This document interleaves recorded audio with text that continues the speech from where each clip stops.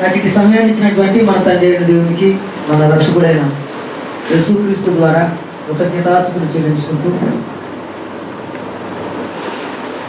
మీరు మేము కలిసి దేవుని వాక్యాన్ని నేర్చుకోవడానికి, పఠించడానికి అవకాశాన్ని వీరిని కలుగజేసిన ఈ స్థానిక సంఘ సేవకులకును, వారికి ప్రోత్సాహపరుస్తున్నటువంటి సహోదరులకును, స్థానిక సంఘానికి మా యొక్క కుటుంబం తరఫున, మా స్థానిక సంఘముల తరఫున ప్రత్యేకమైనటువంటి వందనాలు తెలియజేసుకుంటూ, సహోదరులు నాకు ముందుగా తెలియజేశారు. నూతనంగా వచ్చినటువంటి సహోదరులు కొంతమంది ఉన్నారు. మరి వారికి దేవుని గురించినటువంటి సంగతులు కొన్ని తెలియజేయాలని వారు తెలియజేశారు. అవకాశము ఆ పాఠంలోంచే కొన్ని అవకాశాలు వచ్చినప్పుడు వారికి ఆ పాఠం తెలియజేసినప్పుడు ముందు నుంచి ఉన్నటువంటి సహోదరులు ఈ విషయాన్ని ప్రేమతో గమనించారు. ఎందుకంటే పాఠం అక్కడ బ్రేక్ చేసి మళ్ళా వారికి దేవుని గురించినటువంటి సత్యం తెలియజేసిన పరిస్థితి వస్తుంది. అది మనం విన్న పాఠమే. మరొకసారి వారి నిమిత్తమే ఆ పాఠాన్ని మళ్ళీ చెప్తున్నప్పుడు మీరు ఇది ప్రేమతో స్వీకరించమని మిమ్మల్ని ముందుగానే తెలియజేయడం జరిగింది. 10వ అధ్యాయంతో మనం ఆపుకున్నాం. కానీ 10వ అధ్యాయము బాగానే జీనియాలజీ చెప్పుకోవాలి. కారణం ఏంటంటే 10వ అధ్యాయంలో ఉన్నటువంటి జీనియాలజీ కరెక్ట్గా దాన్ని బుర్రకెక్కితే కనాను దేశము జయించేటప్పటికి ఎవరు వారికి శత్రువులై ఉన్నారో విషయం మనకు క్లియర్గా అర్థమవుతుంది. ఒక్కసారి ఆదికాండం 9వ అధ్యాయము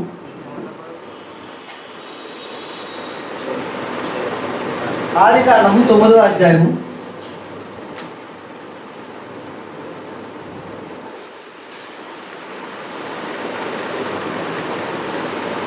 ఇంకా 25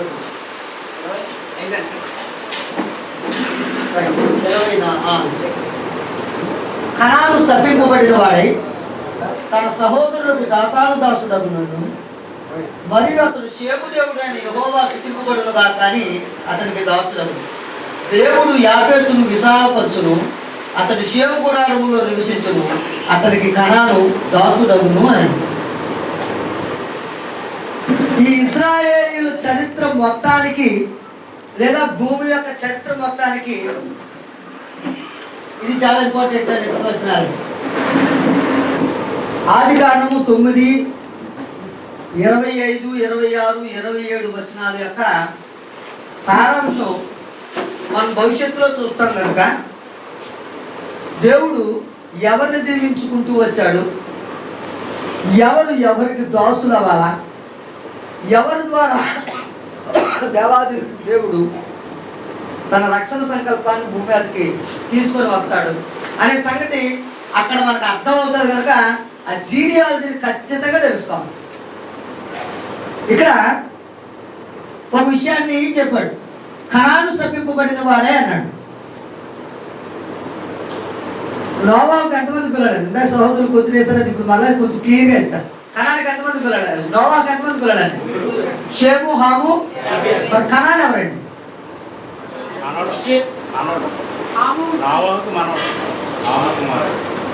హాము యొక్క కుమారుడు. ఇప్పుడు శపిస్తే హాము శపింపబడును కాక అనాలా? అవునా?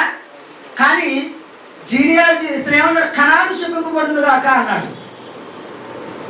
అక్కడ మళ్ళీ చాలా జాగ్రత్తగా ఆలోచన చేద్దాం. పిమ్మట ద్రాక్షారసము త్రాగి భక్తుడైన తన గుడారములో వస్త్రహీనుడుగా ఉండేది. అప్పుడు కనాను తండ్రి అయిన హాము. గమనించాల్సినటువంటి విషయం ఏంటంటే హాము తప్పు చేశాడా, కనాను తప్పు చేశాడా? హామే వెళ్ళాడు తండ్రిని చూడడానికి.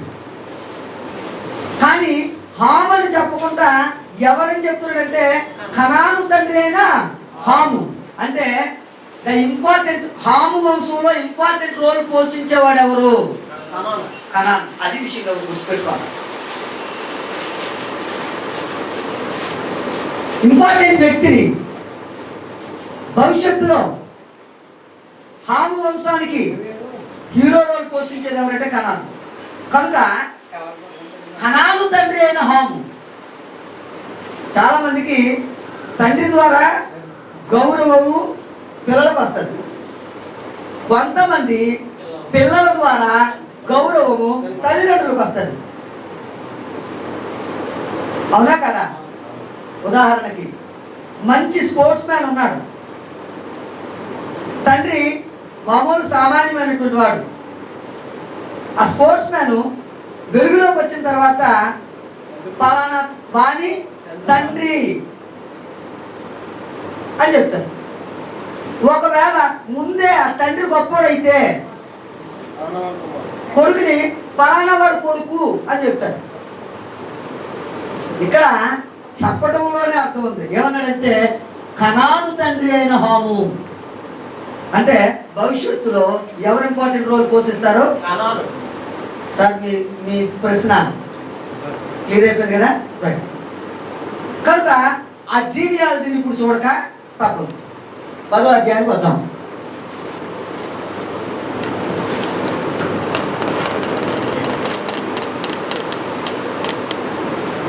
కనిపిస్తుందండి ఇప్పుడు? ఎందుకంటే ఇది పెద్దదే వేయాలి ట్యాగ్, ముగ్గురు కదా.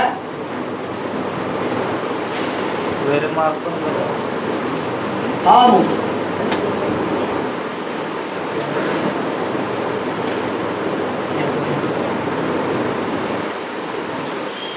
షేము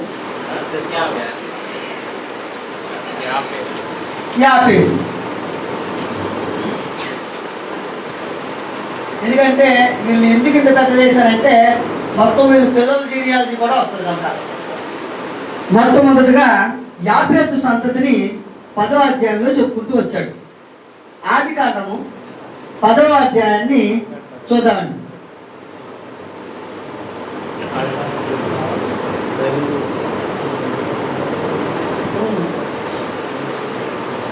ఇక్కడ వచ్చేసింది, కానీ తెలుగులో మనం రాసుకోవాలి కనుక చూద్దాం.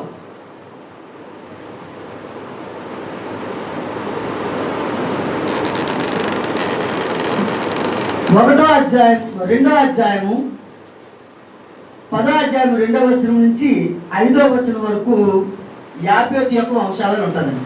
దయచేసి చదవండి. సరే, ఇది పెట్టండి. యాపేతు కుమారుడు ఎవరండి?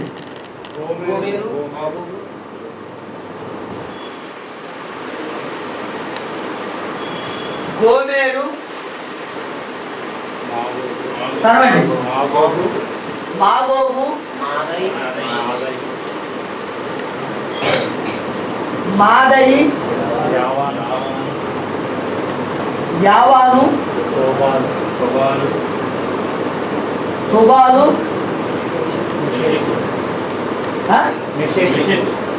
మెషకు, తేరసు. అంతేనా? 1 2 3 4 5 6 7. యాపేతుకి 7 కుమారులు.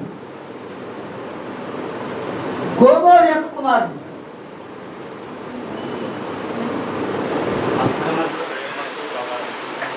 ఎవరండి?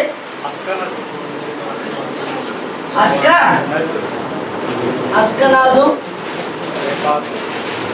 నేను కిందకి చేసుకొచ్చేస్తాను. 1 2 లాగా అస్కనాదు. తర్వాత రిపతు, తర్వాత తొగర్మా, 4 అనువారు, 3. యావాను కుమారుడు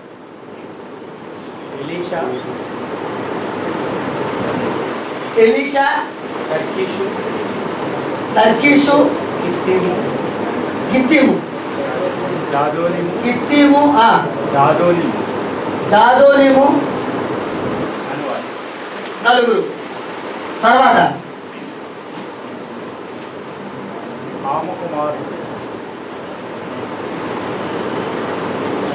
ఎంతమంది అండి?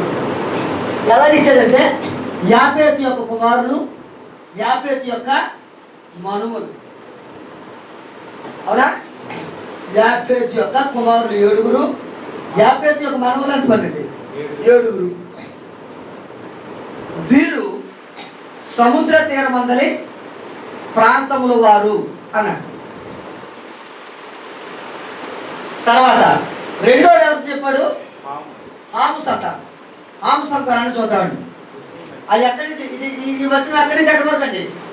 ఆది కాండము 10వ అధ్యాయము 2వ వచనం నుంచి 5వ వచనం వరకు.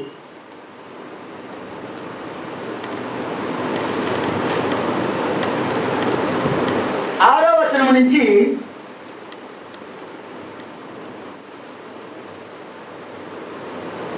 చూద్దాం. హాము కుమారుడు క్లీనవంటి హాము కుమారుడు కూషు,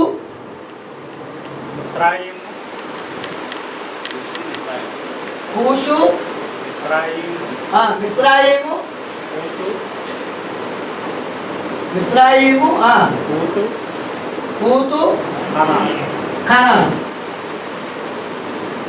అంటే ఇంపార్టెంట్ రోల్ ఎవరిదండి? కనాన్ది.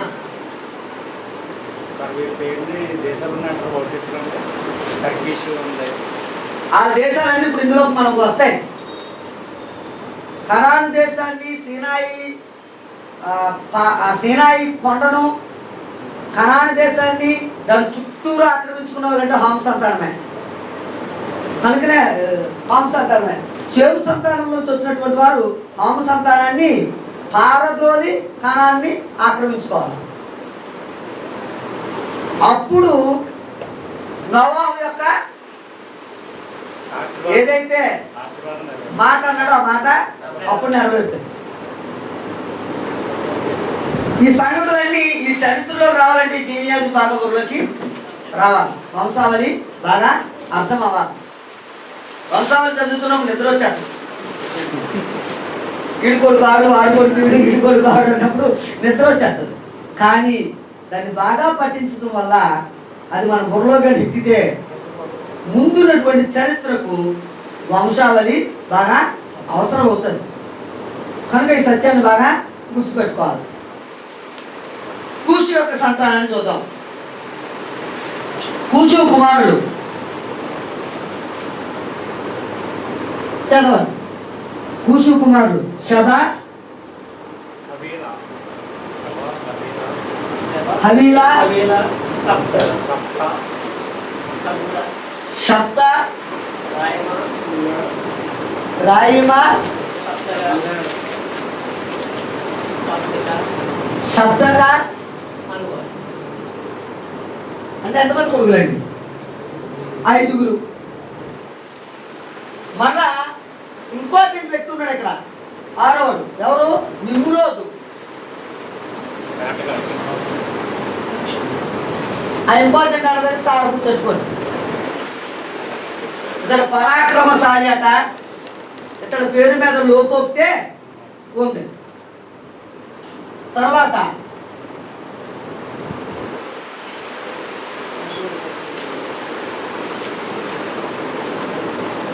ఇతని యొక్క పట్టణం ఎంతవరకు ఉందో మనం తర్వాత చూస్తాం. మేడకెళ్ళండి బ్రదర్.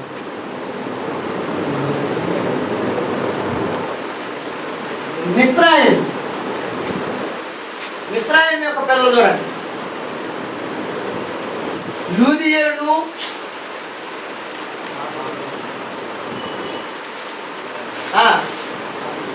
రెండవరు అనామీలు. నిన్న స్టోరీ చెప్పుకున్నాం. ఎవరండి? నెఫీలీలు. ఏ కుటుంబం నుంచి వచ్చారు? ఇప్పుడు హాము యొక్క సంతానమైనటువంటి మిస్రాయిం యొక్క సంతానం వారు అనామీలు. అనామీలు తరం నుంచి వచ్చినటువంటి వారు తర్వాత కాలంలో ఉన్నటువంటి నెఫీలీలు. జలప్రళయము తర్వాత కాలంలో ఉన్నటువంటి నెఫీలీలు ఎవరైతే ఉన్నారో వారు హాము సంతానం నుంచి, మిస్రాయిము సంతానం నుంచి వచ్చినటువంటి వారు. అంటే మనుషుల ద్వారానే వారు భూమి మీదకి వచ్చారు. దేవదూతల ద్వారా కాదు అనే సంగతి మనకు క్లియర్గా అర్థమైంది. అనామీయులు, తర్వాత లెహబీయులు,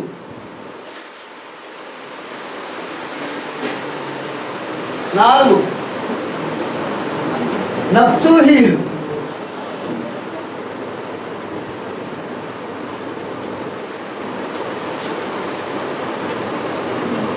పత్రుసీలు,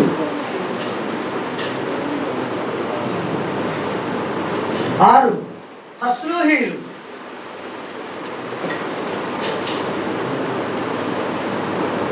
ఏడు కప్తోరీలు,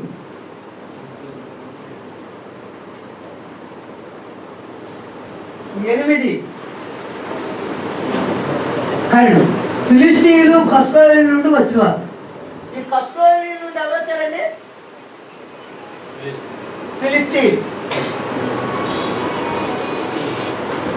అంటే ఇప్పుడు చూద్దాం. ఫిలిస్తీయుడు ఎవరండి?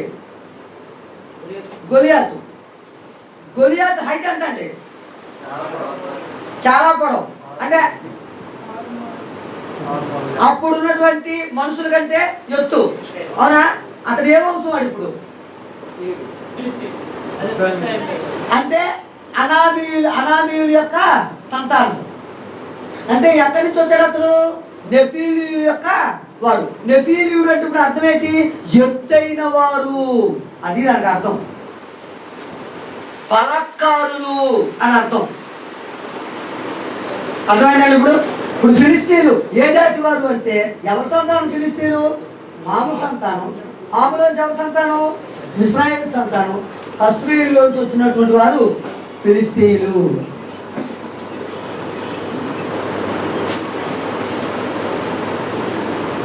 ఏదైందండి? ఇప్పుడు 7 కొడుకులు. కస్రీల నుంచి వచ్చిన వారు ఎవరు? ఫిలిస్తీన్. ఇక్కడ రాసుకున్నాడు, కొంచెం మనకు అడ్లాగా ఉంటుంది.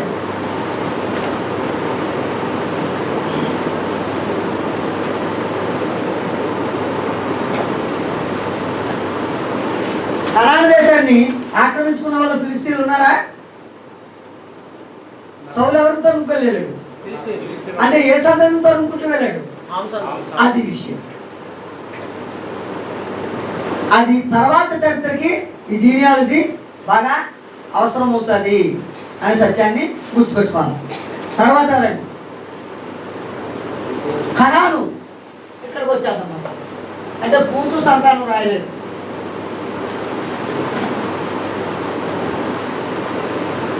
కనాను తన ప్రథమ కుమారుడు సీదోను అన్నాడు. సీదోను. రెండవడు ఎవడండి? హేతును. 3 యబూసీలు ఉన్నారండి. కనాన్ దేశంలో యబూసీలు. అమోరీయులు.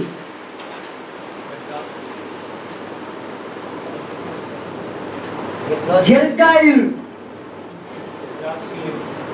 గిర్గాషీయులు. హివ్వీయులు.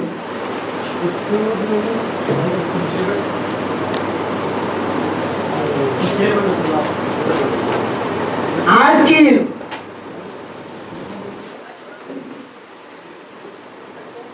సినీయులు.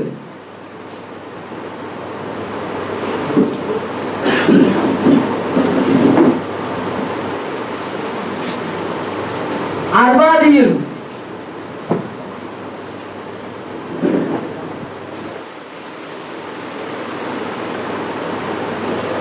సమారీయులు.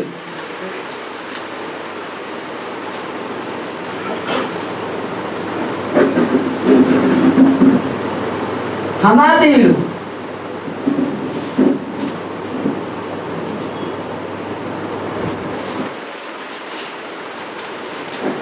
తరువాత కనానీయుల వంశము వ్యాపించెను. వీళ్ళందరూ ఎవరంటే, వీళ్ళందరినీ ఎవరంటే కనానీయుల వంశము. కనానీయులు వెళ్ళగొట్టంటే అర్థం వీళ్ళందరినీ వెళ్ళగొట్టని అర్థం. వీళ్ళందరినీ ఏమన్నాడు? కనానీయుల వంశము అన్నాడు. సొదొమ, గొమొర్ర, ఆద్మ, సెబూలకు వీళ్ళ మార్గాల్లో లాసా వరకు కూడా ఇల్లే ప్రదేశం.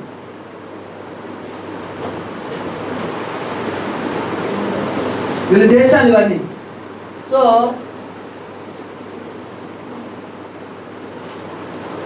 లోక్తాను అమ్మ కలవండి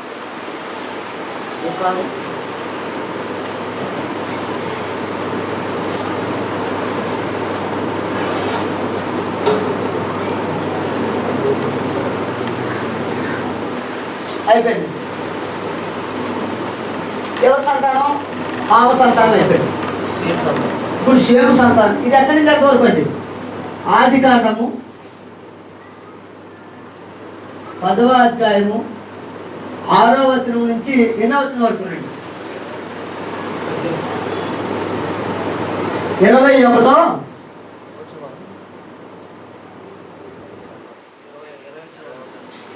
20వ వచనం వరకు.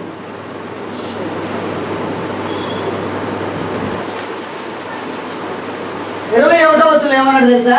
మరియు ఏబేరు యొక్క కుమారులందరికీ పితరుడును పెద్దవాడైన యాపేతు సహోదరుడు నాకు షేముకు కూడా సంతానము పుట్టాను. షేముకు యాపేతు ఏమవుతాడు అంటే వీళ్ళిద్దరూ సహచర్యం చేసుకుంటారు అన్నాడన్న మాటను ఇక్కడ చెప్పించాడు. మళ్ళా షేము కుమారులు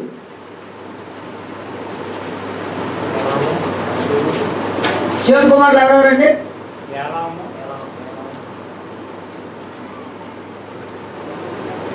ఎవరండి? యాలాము, అష్షూరు, అర్పక్షాదు.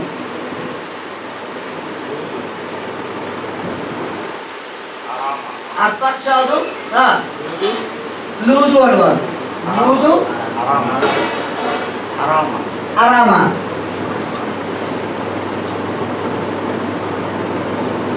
అరాము కుమారులు మళ్ళా. అరాము కుమారులు ఎవరు? ఊజు, ఎవరు? పూలు, పూలు, పూలు, గెతేరు, మాషాను.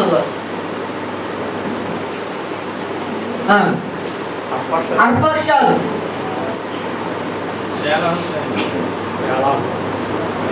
ఇందులో చూద్దాం.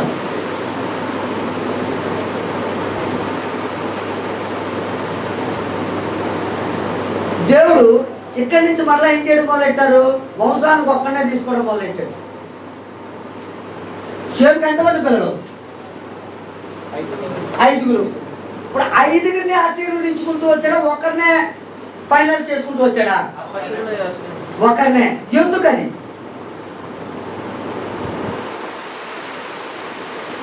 ప్రశ్నించుకోదగ్గ విషయం అది. ఎందుకు అర్పక్షాదునే తీసుకున్నాడు?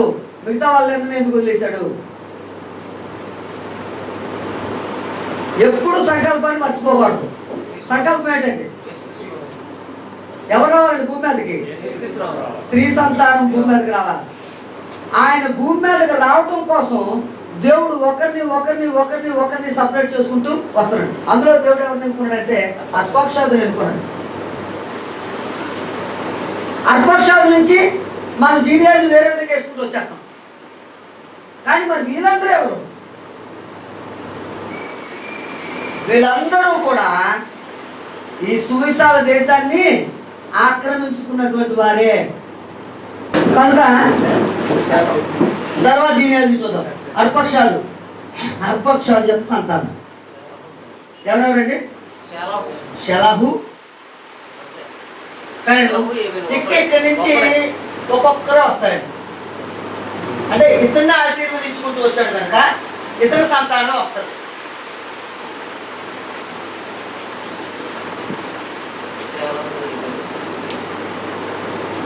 ఎవరంటే చూద్దాం. షెలాహు ఎవరు కానాడండి? ఏబేరు. తర్వాత ఏబేరు ఇద్దరు కుమారులు పుట్టిన వారిలో లేబేరుకి ఎంతమంది పిల్లలు? ఇద్దరు. ఎవరెవరు? పెలేగు, యొక్తాను. దేవుడు ఎవరిని దీవించాడు ఇప్పుడు? యొక్తాన్నే. యొక్తాను యొక్క చరిత్ర ఉంది. యొక్తాను అల్మోదాను, సెలేపును, అస్మారాను, వేతును, యోరాహును కరణం, హోదారమును, ఉజ్జాలను, దిక్లాలను, ఓబాలను, అబియేలు, షబాను, ఓపీర్ను, అబిలాలను, యోబాబును కరణం. వీరందరూ యొక్తాను కుమారులు. వీళ్ళ సంతానం చెప్పండి. అల్మోదారు చూసారా? నీరసం అయిపోయింది దెబ్బకి. అస్మారా 4, వేతులు 5, యరోహులు 6, హోదారామును 7, ఉజాలను 8, దిక్లాలు 9. తిరిగి వచ్చాడు. ఓబాలను మన ఎంతో రాష్ట్రం ఓబాలను వరకు వచ్చాం. అబియేలును,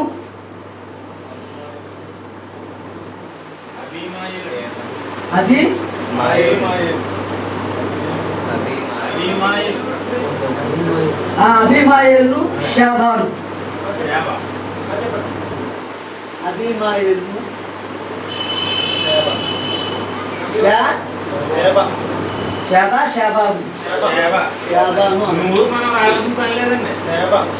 ఓఫీరును, తర్వాత అంటే ఓఫీరును, తర్వాత అవిలా, యోవాబు. అంతేనండి. 13 పిల్లలండి.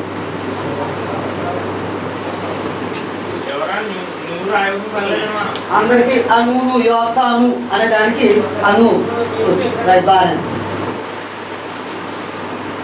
వీళ్ళందరూ యోతాను యొక్క పిల్లలు.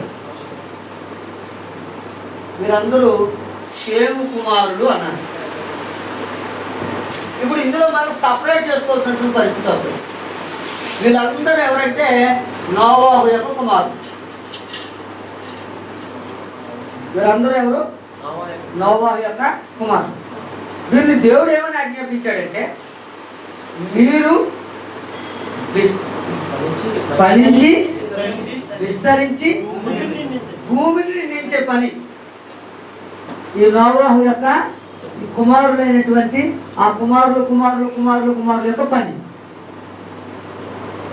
అయితే వీళ్ళేం చేయడం మొదలెట్టారంటే, ఎలా కాదు, విస్తరించడం కాదు, ఒకే దగ్గర ఉండిపోదాం. మరలా మనకి ఒక ప్రమాదం వచ్చింది ఒకసారి. ఏ ప్రమాదం? జలప్రళయం. అలాంటి జలప్రళయానికి మనం దొరకకూడదు ఈసారి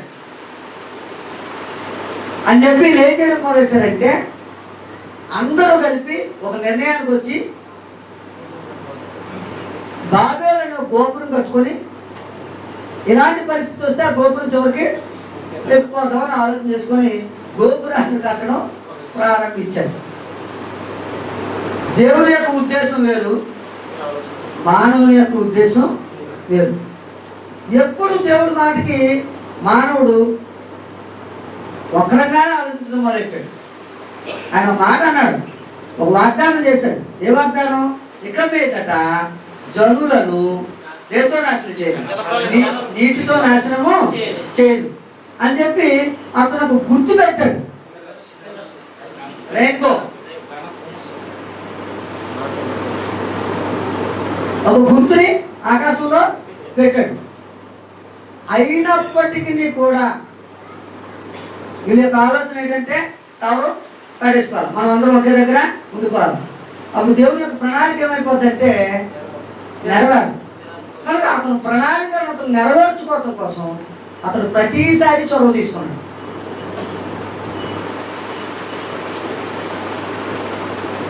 తన చొరవ తీసుకున్న ప్రతి పరిస్థితుల్లోనూ మేము ఆలోచించాల్సిన విషయం ఏంటంటే, లేఖనం నుంచి ఆలోచించాల్సిన విషయం ఏంటంటే, తన ప్రణాళిక నెరవేరాలా. తన ప్రణాళిక నెరవేర్చుకోవడం కోసం అతను ప్రతిసారి చొరవ తీసుకున్నాడు. అందులో 11వ అధ్యాయంలో అతను చొరవ కనిపిస్తాడు. 10వ అధ్యాయం ఎక్కడితో అయిపోయిందండి, 31వ వచనంతో అయిపోయింది. 32వ వచనం ప్రకారంగా ఆదికాండము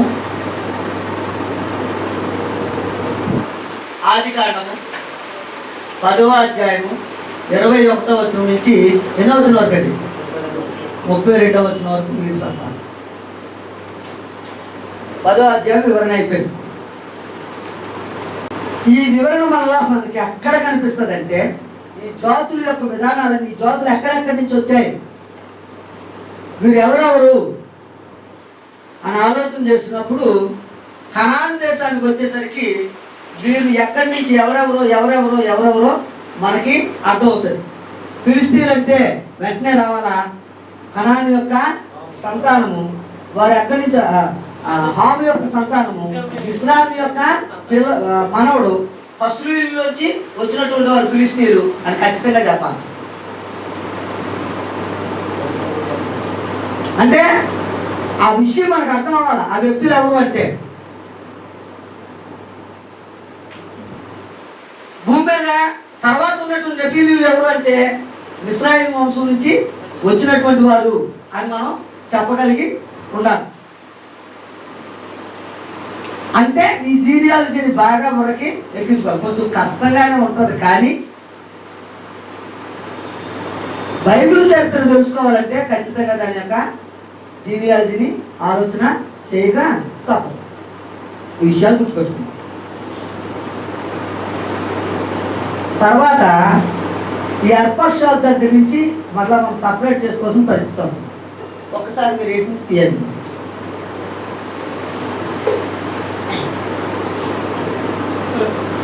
ఇది ఆశీర్వదించబడినటువంటి షేము యొక్క సంతానం. ఎవరెవరండి? అర్పక్షాదు, షెలహు, ఏబేరు, పెలేగు, రయు, సెరుగు, నాహోరు, తెరహు. దీన్ని సపరేట్ చేసుకుంటూ వచ్చాడు దేవుడు. వీళ్ళు ఏం చేసుకుంటూ వచ్చాడు? సపరేట్ చేసుకుంటూ వచ్చాడు. వీళ్ళందరూ సంతానమే, వీరందరూ విస్తరిస్తూనే ఉన్నారు, కానీ దేవుడు వీటిని సపరేట్ చేసుకుంటూ వచ్చాడు. ఎందుకు సపరేట్ చేసుకుంటూ వచ్చాడు అంటే, దేవుని యొక్క ప్రణాళిక.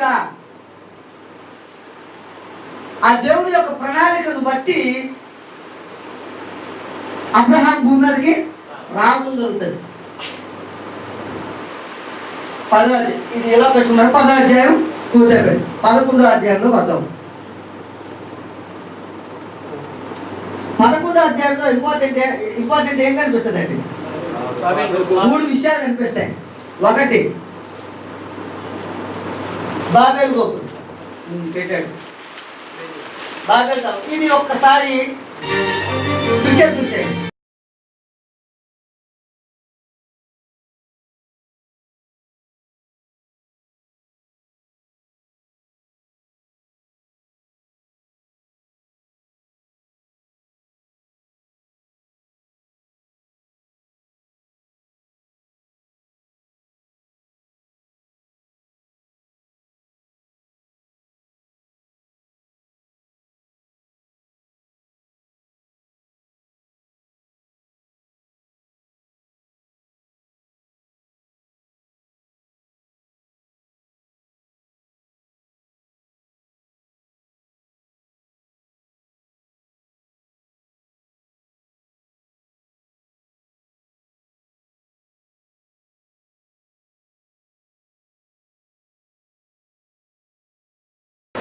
దానికి అర్థం కోసం వీళ్ళు ఎంత కష్టపడ్డారండి.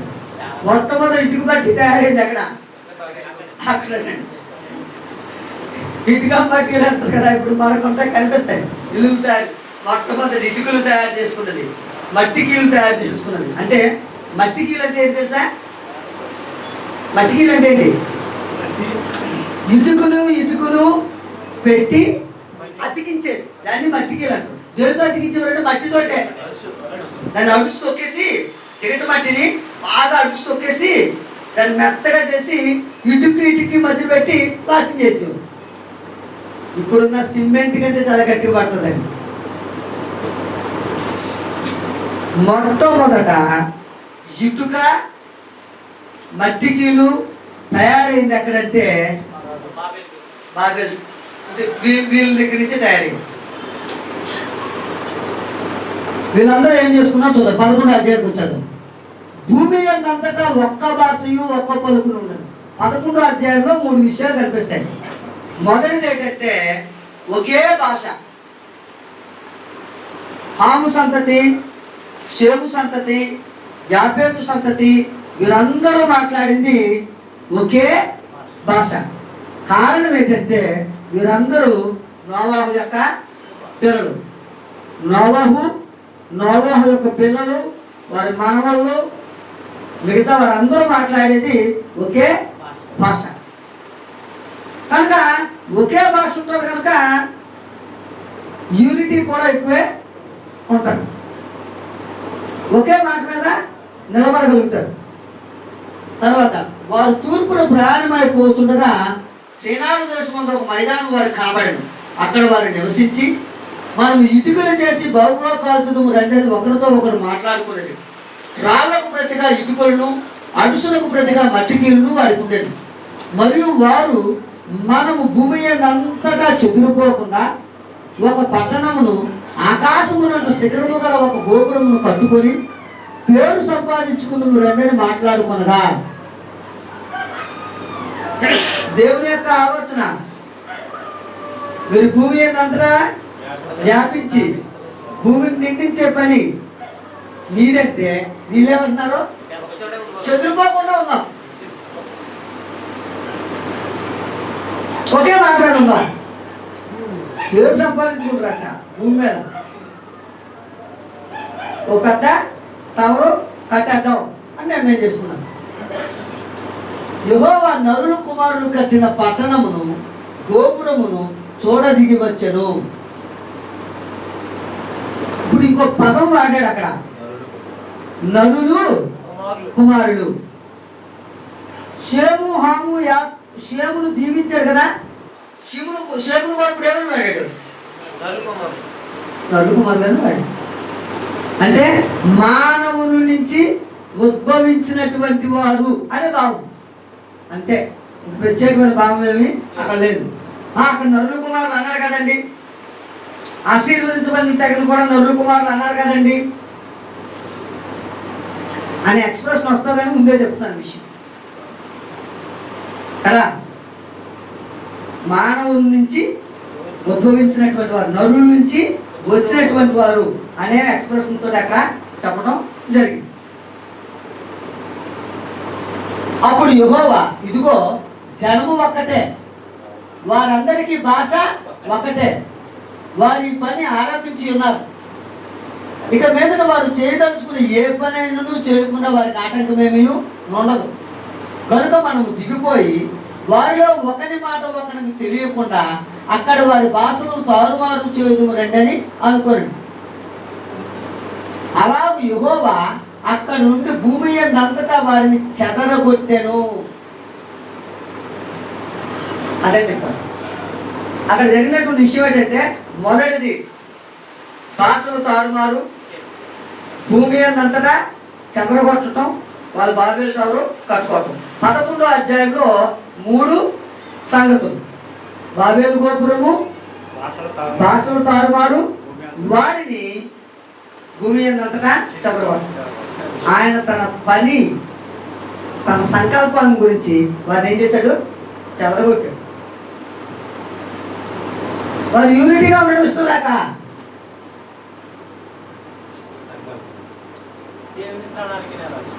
దేవుడి యొక్క ప్రణాళిక నెరవేర్చబడడం కోసం తప్ప యూనిటీగా ఉండడానికి ఇష్టం లేక. మొన్న ఒకసారి చెప్పుకున్నాం, ఆదాముని ఎక్కడి నుంచి తోసాడు? ఏదైనా తోటలో. ప్రేమతో తోస్తాడా, కోపంతో తోస్తాడా? ప్రేమతోనే తోస్తాడు. ఎందుకు తోస్తాడంటే అక్కడ ఉండి మరలా మోసగించబడి జీవవృక్ష ఫలాన్ని తినేస్తాడేమో. ఆ చోటుకు రాకుండా అతన్ని కెరూబులతో కాపలా పెట్టేశాడు. దేవుడు ఏం చేసినా తన ప్రణాళిక ప్రకారముగా ప్రేమించి చేస్తాడే తప్ప ద్వేషించి ఆయన ఈ పని చేయడు. కనుక వారి యూనిటీని చెడగొట్టాలన్నది ఆయన ఉద్దేశం కాదు, కానీ తన ప్రణాళిక నెరవేరాలన్నది ఆయన యొక్క ఉద్దేశం. మనము దిగిపోయి అని అడగ కూడా ఆలోచన చేద్దాం. మనము అంటే ఎవరెవరండి? దేవదూతలు, దేవుడు కలిపి మాట్లాడుకుంటున్నారు. దేవదూతలతో దేవుడు తన ప్రణాళికను ఆలోచన చేస్తున్నాడు కదండి. మరి ఎవరితో ఆలోచన చేస్తున్నాడు అంటారు? ఆయన లాంటి వారే ఉండాల, లేకపోతే ఆలోచన చేసుకునే అవకాశము లేదు. తను ఎవరు నిర్మించుకున్నాడని చెప్పాడు ఎబ్రీ పత్రికలో? దేవదూతలను ఆయనే నిర్మించుకున్నాడు. వారు నిర్మించబడ్డవారు, సృష్టించబడినటువంటి వారు. వారి చేత దేవుడు చేయించాల్సిన పనులు చేయిస్తానే ఉన్నాడు. వాస్తవానికి చెప్పాలంటే దేవుడు మాటకు లోబడి పనిచేసేవారు వారు. నిర్ణయాలు చేసుకునే అవకాశం వారికి లేదు. కానీ ఇప్పుడు దేవుడు నిర్ణయాలు చేస్తున్నాడు. ఎవరితోటి? మిగతా వారితో. దేవుడితో కలిపి నిర్ణయాలు చేయగలిగినటువంటి వారు ఎవరు?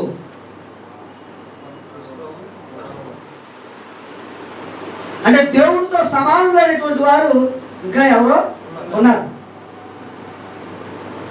వారెవరు అనగా మనం అనుకునే కుమారుడైన యేసుక్రీస్తు, మనం అనుకునే పరిశుద్ధాత్మ దేవుడు. వీళ్ళు ముగ్గురు కలిపి నిర్ణయం చేస్తున్నారు. ఈ నిర్ణయమే కాదు, సృష్టిని చేయాలనే నిర్ణయం, మానవుని చేయాలనే నిర్ణయం, వాళ్ళు ముగ్గురు కలిసి నిర్ణయించుకొని చేసిన పని.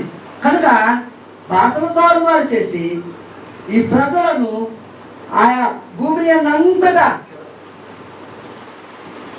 చెదరగొట్టి వారిని స్థిరపరచాలని ఎవరు నిర్ణయం చేసుకున్నారు?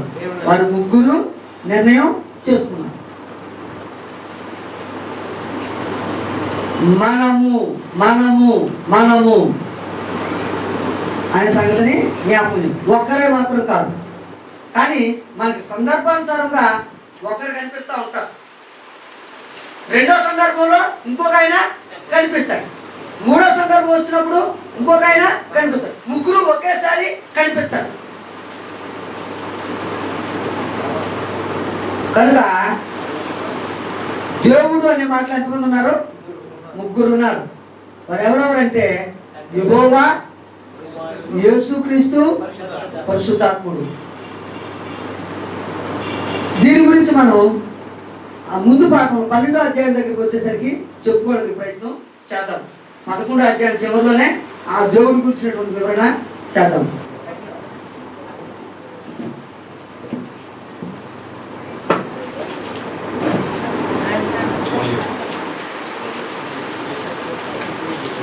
మూడవ వచనంలో వాళ్ళు ఏమని నిర్ణయం చేసుకున్నారంటే, మనం ఇటుకలు చేసి బావుగా కాల్చుకుని రండి, ఒకరితో ఒకరు మాట్లాడుకొని వాళ్ళకు ప్రతిగా ఇటుకలు నడుచుకుని ప్రతిగా మట్టిలు వరకు వాళ్ళు ఇటుకలు ఎలా తయారు చేసుకున్నారో పిక్చర్లో మీరు చూశారు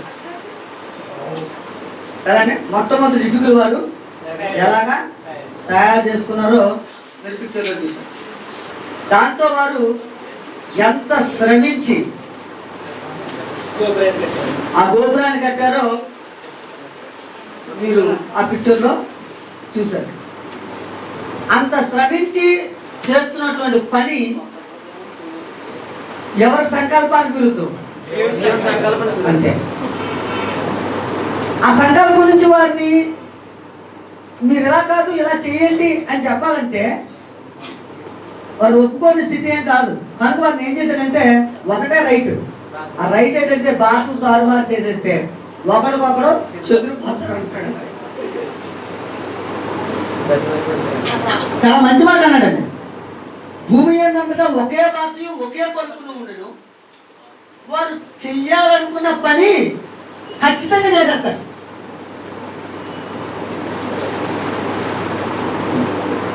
అప్పుడు యెహోవా ఇదిగో జనము ఒక్కటే, వారందరికీ భాష ఒక్కటే. ద ఇంపార్టెంట్ థింగ్ ఏంటంటే భాష ఒక్కటే, జనము ఒక్కటే. ఆలోచించడం అనేది ఒకటే అయితే అన్నీ ఒకేలా ఉంటాయని దేవుడు నిర్ణయం చేసుకున్నాడా లేదా? క్లియర్గా చెప్పండి. జనాలందరికీ భాష ఒక్కటే, వారి ఆలోచన ఒకేలా ఉంటే తిరిగి అంతా ఒకేలా ఉంటుందా, రెండు విధాలుగా ఉంటుందా? క్లియర్గా చెప్పండి. మళ్ళా మిమ్మల్ని అద్భుతమైన ప్రశ్నలు వేయడానికి ఈ మాట నేను చెప్పాను. ఒకేలా ఉంటుందా, ఒకేలా ఉండదా? నా మాట అర్థం. మీ భాష ఒకటి, మీరు చేస్తున్న పని ఒకటి, ఒకేలాగా ఉంటుంది అని ఎవరు తీర్మానం చేశారు? దేవుడే. దేవుడేనండి, దేవుడే. ఎఫెసీయులకు రాసిన పత్రిక 4వ అధ్యాయము, ఎఫెసీయులకు రాసిన పత్రిక 4వ అధ్యాయము 3వ వచనం చదువుదాం. కాబట్టి మీరు సమాధానమును బంధము చేత ఆత్మ కలిగించు ఐక్యమును కాపాడుకుంటూ శ్రద్ధ కలిగిన వారే అన్నాడు. అక్కడేమో ఐక్యతను చెదరగొట్టాలనుకున్నాడు, ఇక్కడ ఏమంటున్నాడు? ఐక్యతను కాపాడుకోండి అని చెప్తున్నాడు.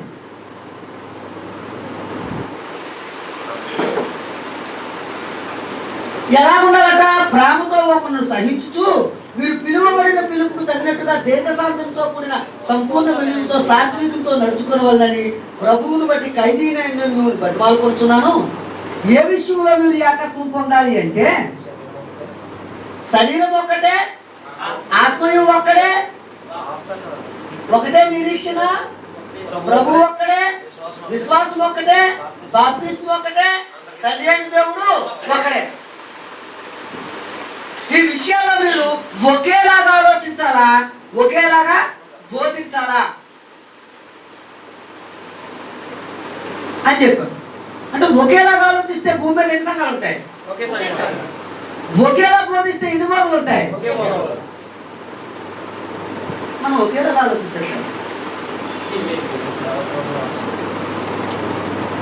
అక్కడ ఆయన చెప్పాడు వీరు ఒకేలాగా ఆలోచిస్తారు కనుక ఒకే విధానం. ఇప్పుడు బాబేలు గోపురం దగ్గర చూసిన దేవుడు ఇప్పుడు మన పరిస్థితిని చూస్తే ఒకేలాగా ఆలోచిస్తున్నామని అనుకుంటాడా? డిఫరెంట్ వే అనుకుంటాడు. చూడ్డా? బాబేలు గోపురాన్ని చూడడానికి వచ్చిన దేవుడు మన పరిస్థితులు చూడ్డా?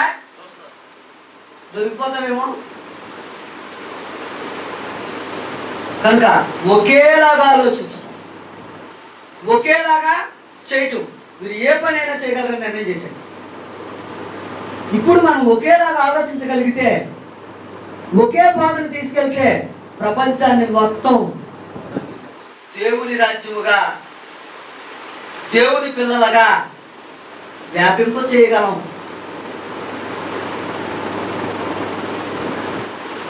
ఆ యూనిటీ లేదు. మనుషుల్లో యూనిటీ ఉంది కానీ వాక్యంలో యూనిటీ లేదు. దేవుణ్ణి ఆరాధించే విషయంలో యూనిటీ లేదు. ఒకే దేవుణ్ణి అనేక రకాల. కనుక అక్కడికి వెళ్ళిపోదాం. ఒక ఎగ్జాంపుల్ మాత్రం చెప్పాను.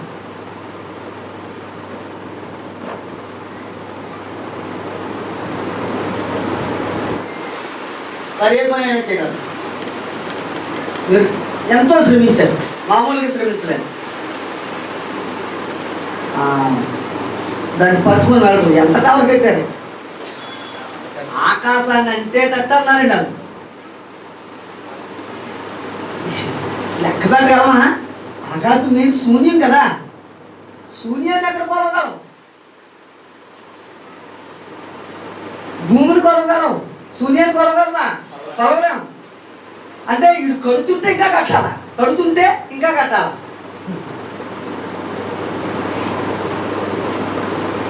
కొండలకు ఎత్తుగా కట్టేసి ఉంటారు. అది కొండలకి ఎత్తుగా కట్టేసి ఉంటారు. చిన్న శ్రమ అంటారా? చాలా శ్రమ పడ్డారు. కానీ దేవుని యొక్క చిత్తాన్ని మాత్రం నువ్వు శ్రమ పడవచ్చు, నువ్వు కష్టపడవచ్చు, కానీ దేవుని చిత్త ప్రకారంగా కష్టపడాలి. దేవునికి చిత్తానికి వ్యతిరేకమై కష్టపడితే అది నిరుపయోగం. బాబేట ఉపయోగం ఉందా? ఉపయోగం ఉందా? దేనికోసం అయితే వారు ఆలోచించి నిర్మించుకున్నారో వాళ్ళు అక్కడ ఉన్నారా? మన పరిస్థితి అంటే దేవుని చిత్త ప్రకారము కానిటువంటి పని ఏదైతే ఉందో అది ఈ భూమి మీద నీకు ప్రయోజనకరం అవుతుందేమో కానీ నీ ఆత్మకు అది ప్రయోజనకరమో కాదు.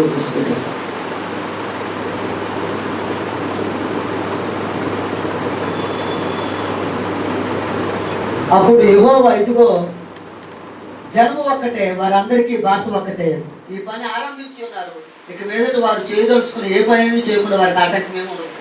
కనుక మనం దిగిపోయి వారిలో ఒకటి మాట ఒకరికి తెలియకుండా అక్కడి వారి భాషను తారుమారు చేయడం రండి.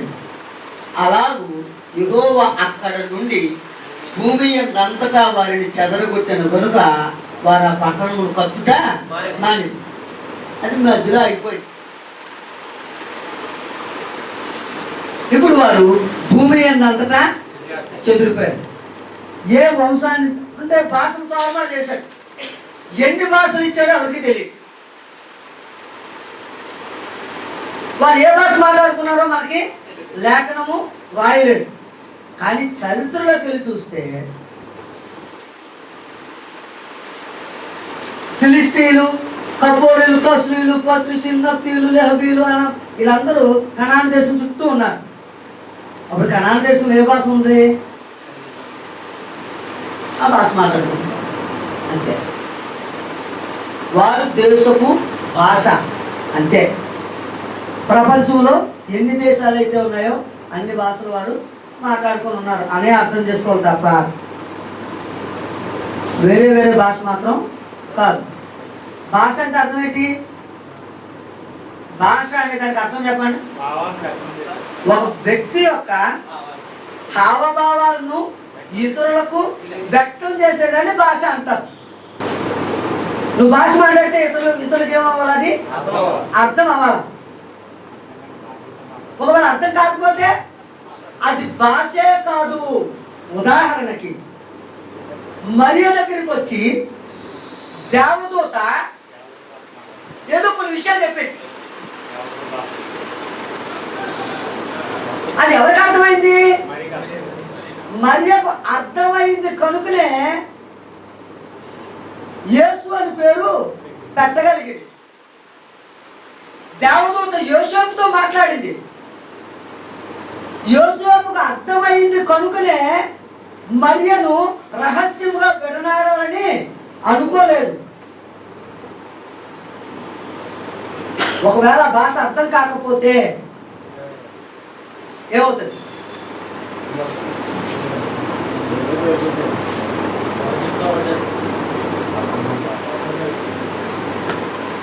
అసలు మనం పిచ్చిపోతాం. ఈడిగాడికి అర్థం ఒకరికి విడిపోతారు. ఇప్పుడు విడిపోవట్లేదు, కలిసిపోతున్నారు భాషలతో. అర్థం అవ్వకపోయినా సరే కలిసిపోతున్నారండి. ఏమర్థం అవుతుందంటే ఏమీ తెలియదు కదా. భాష భాష మొట్టమొదట వారికి భాషలు తారుమారు చేసి ఎవరికి వారే భాషలు దేవుడు అంటే హాము సంతానం, షేము సంతానం, యాపేతు సంతానం వారిని విడగొట్టాడు. కోస్త వేసి వాళ్ళు గురిగా విడిపోయారు. ఎవరి సంతానంతో వాళ్ళు ఎలా విడిపోతారంటే ఎలాగండి? ఈ మ్యాప్ మేము హ్యారీస్ హ్యాండ్ బైబిల్ బుక్ అని అందులో చూసి గీసుకున్నాను.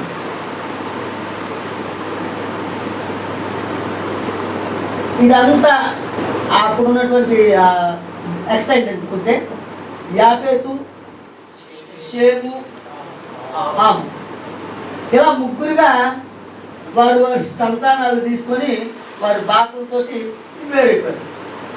ఉదాహరణకి కుటుంబాల్లో వేరైపోతారు కదా. ఒక ముగ్గురు అన్నదమ్ములు ఉన్నారనుకోండి, తండ్రి ఒకే ఇల్లు కట్టించాడు, కానీ గదులు కొంచెం ఇదిగా కట్టించాడు. భార్యలు వచ్చిన తర్వాత ఏం చేస్తారు, మధ్యగోడలు కట్టేస్తారు. మధ్యగోడలు కట్టి ఈ ఇంట్లోకి ఆ ఇంట్లోకి వెళ్ళడానికి లేదు, ఆ ఇంట్లోకి ఈ ఇంట్లోకి వెళ్ళడానికి లేదు. ఇక్కడ అలా విడిపోలేదండి. ఎవరి భాష ఆడిది, అర్థమైన వాళ్ళందరూ ఒక దగ్గర కూర్చున్నారు. ఏ భాష మాట్లాడాలనుకున్న వాళ్ళు ఆ ప్రాంతానికి అడ్జస్ట్ అయిపోయి వెళ్ళిపోయింది. ఎన్ని భాషలుగా దేవుడు చెదరగొట్టాడో, ఎన్ని భాషలు అయితే అక్కడ ఉంచాడో ఆయా భాషలు మాట్లాడిన వాళ్ళందరూ ఆయా ప్రాంతాలకి చెదిరిపోయారు. షేము, హాము, యాపేతు కుటుంబాలు ఏమైపోయాయి, చెదిరిపోయాయి.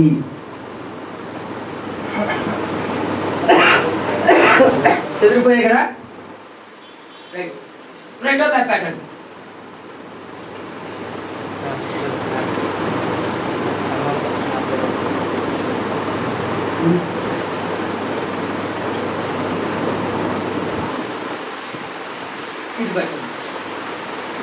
ఇది అప్పుడు ఉన్నటువంటి సీనాయి, అంటే కనాను దేశం. సీనాయి, ఆ సీనాయి ప్రాంతంలో ఉన్నటువంటి ప్రాంతం. ఈ ప్రాంతం నిండా ఎవరు ఎక్కువ కనిపిస్తారంటే మనకి హాము సంతతి ఎక్కువ కనిపిస్తుంది. హాము సంతానం ఎక్కువ కనిపిస్తారు. అంటే వీళ్ళు దాదాపు ఏ దేశాన్ని చదువుకోయారు, ఇప్పుడు ఆ ప్రాంతాలు ఎదురుపోయారని అర్థం చేసుకోవాలంతే. ఎక్కడెక్కడ ఎదురుపోయారు అని అంటే, ఇంకొక బైబిల్ చరిత్రకారుడు ఏం చెప్పాడంటే, హిందూ దేశం వచ్చిందంతా దాదాపుగా 50 వంశంలో సగమును, హాము వంశంలో సగము మన ప్రాంతాలకు వచ్చారు అని చెప్పారు. దాన్ని మనం క్లియర్గా చెప్పలేదు, ఎందుకంటే ఎవిడెన్సెస్ బైబిల్లో లేవు. చెదిరిపోయారు, వారు భూమిని నిందించారు, అంతవరకు మాత్రమే లేఖను సపోర్ట్ చేసింది, అంతవరకు తెలుసుకోవాలి. వారు ఏ భాష మాట్లాడారండి అంటే, వారు పుట్టిన దేశం భాష అన్న తర్వాత రెండో అధ్యాయానికి వచ్చేసారు. ఎవరెవరు ఏ దేశాల్లో ముందు తన పితరుడు ఏ భాష మాట్లాడితే అంటే అక్కడి నుంచి వారి కొడుకులు మనవులు పుట్టుకుంటూ వచ్చారు కనుక ఆ దేశం భాషతో మాట్లాడారు అని చెప్పాడు. దేశాలు విస్తరించిన తర్వాత భాషలు వచ్చాయి కనుక భాషల గురించి మాట్లాడాలనుకున్నప్పుడు కొంచెం చాలా కష్టతరమైనటువంటి విషయం కనుక ఏ భాష అని అలాంటి ప్రశ్నలు వేసే టైంని వృధా చేసుకోకండి. సో వీళ్ళందరూ ఈ ప్రాంతం అంతా సీనాయి ప్రాంతం. ఈ సీనాయి ప్రాంతం అంతా ఎవరెవరితో నిండిపోయిందంటే వీళ్ళతోటి నిండిపోయింది. తర్వాత చరిత్రలో మనం ఇవన్నీ చూస్తాం. అదే తర్వాత ఇంకొక మ్యాప్ ఉంటుందండి, రెండు కలిపి ఉంటాయి, రెండు మ్యాప్లు కలిపి ఒకేసారి. ఇది బాబిలోనియన్ చరిత్ర. అంటే బబులోను దీనికి వెళ్ళినప్పుడు వారి తాలూకా చరిత్ర. ఇది సిరియల్ యొక్క ఎంపైర్, అంటే సిరియల్ అణిచివేత, బబులోని యొక్క అణిచివేత. వారు ఎక్కడెక్కడ చెదిరిపోయారు అన్నది మార్కింగ్ చేయబడ్డ ప్రాంతాలు. అంటే ప్రపంచ నలుమూలలో కూడా వీళ్ళు వెళ్ళిపోయారు. యూదులు మన దేశంలో ఉన్నారండి, భారతదేశంలో యూదులు మన భారతదేశంలో ఉన్నారా? లేరండి. ఉన్నారు అని చెప్పడానికి VEPZ అన్నమాట. వైజాగ్ VEPZ లో వజ్రాలు తయారు చేసే ఒక కంపెనీ ఉందండి. ఆ కంపెనీ యజమాని యూదులే. సో జాతుల గురించి, భాషల గురించి, అక్కడ ఉన్న పరిస్థితులను బట్టి మనం రైట్ ఇది తీసేయండి, వాక్యంలోకి వెళ్ళిపోతాం. అంటే ఇప్పుడు వీళ్ళు ఎక్కడికి చెదిరిపోయారండి? భూమి అంతటా ఎవరెవరు? షేము, హాము, యాపెతు సంతానం. ఇప్పుడు దేవుడి కోరిక నెరవేరింది, భూమి అంతటా చెదిరిపోయారు. ఇప్పుడు ఇందులోంచి ఒక తెగను ప్రత్యేకపరచుకోవాలి. ఏ తెగ నుంచి? ఆశీర్వదించబడినటువంటి షేము తెగ నుంచి. ఇప్పుడు షేము తెగ నుంచి బైబిల్లో ప్రత్యేకించబడినటువంటి వారి చరిత్ర ఇక్కడి నుంచి స్టార్ట్ అవుతుంది. వీళ్ళు విస్తరించారంతే. ఈ విస్తరించినటువంటి వారి చరిత్ర తర్వాత మధ్య మధ్యలోకి వస్తుంది తప్ప ఆశీర్వదించబడినటువంటి తెగ చరిత్ర ఇక్కడి నుంచి స్టార్ట్ అవుతుంది. 11వ అధ్యాయము 10వ వచనం చూద్దామండి. ఇందాకేమో ఇదంతా చెప్పేశాడు. ఇప్పుడు షేముని ప్రత్యేకించి చెప్తున్నాడు మళ్ళా. ఇదంతా ఎవరండి? అవునా? కానీ ఇప్పుడు ప్రత్యేకించి చెప్తున్నాడు. అంటే ఆశీర్వదించబడినటువంటి తెగలాగా చెప్తున్నాడు. ప్రత్యేకపరచబడినటువంటి తెగలాగా చెప్తున్నాడు. ఆ ఆశీర్వదించబడిన తెగ, ప్రత్యేకించబడిన తెగ గురించి మాట్లాడుకున్నాం. చెప్పవచ్చు కదండి ఇది. రైట్.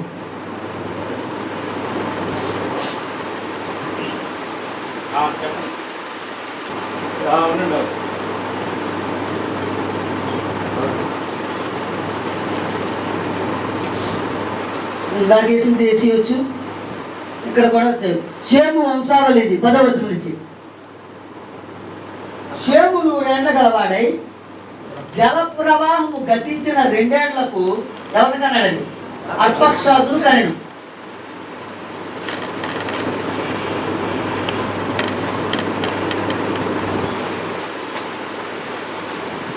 షేము అర్పక్షాదులు కనిన తరువాత 500 ఏళ్ళు బ్రతికి కుమారులను కుమార్తెలను కనెను.